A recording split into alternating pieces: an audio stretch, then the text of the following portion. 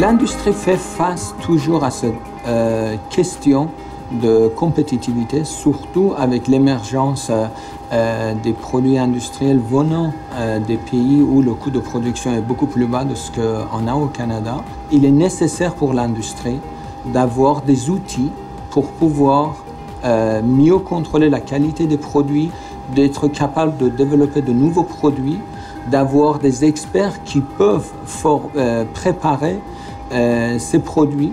Et c'est l'ensemble de ces éléments qui font qu'on met en place ce genre d'activité de recherche. La forge, c'est le même principe que les vieux forgerons qui font depuis l'âge des temps, sauf que nous, on est énorme en dimension, des pièces de très grande dimension.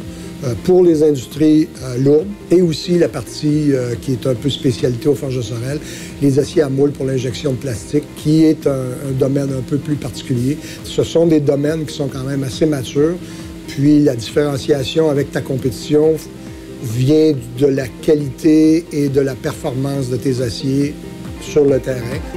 L'expertise technique, les capacités de caractérisation et d'évaluation des matériaux, ça existe à Montréal, à l'ETS, avec tous les équipements sophistiqués qui se rattachent à ce genre d'expertise. Les infrastructures industrielles, ça existe, donc il manquait un peu ce petit lien entre l'industrie et l'université. On est dans une industrie très mature, au point de vue développement d'acier, au point de vue la forge des métaux. Tout le monde est capable de faire une bonne pièce forgée. Donc, ce qu'il faut, nous, c'est d'aller chercher le petit avantage qui fait que nos aciers donnent sur papier de meilleurs résultats que la compétition. Pour justement répondre à ces besoins techniques, de qualité et de propriété supérieure que l'on cherche, il faut une compréhension globale. On sait que, par exemple, aujourd'hui, la microstructure de notre alliage influence les propriétés en service. On sait que le type de procédé que l'on utilise influence les propriétés en service. Ces éléments interagissent ensemble. C'est une industrie encore que tu fais pièce par pièce. Aller par essai-erreur, ce serait très, très, très coûteux. Puis le résultat obtenu, si on le fait en réel, en temps réel, on connaît le résultat 4, 5, 6, 8 semaines après avoir fait la première action.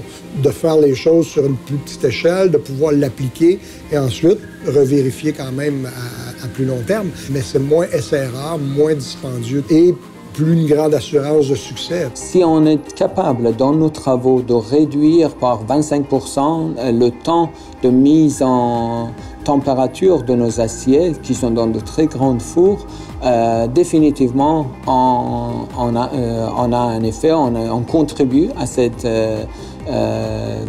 réduction de l'empreinte carbone. On utilise énormément, on est des très grands consommateurs d'énergie. Donc, si tu coupes ton procédé en nombre d'heures, tu coupes ton procédé en nombre de BTU utilisés, de MCF de gaz et ainsi de suite. Donc, il y a un gain potentiel au final.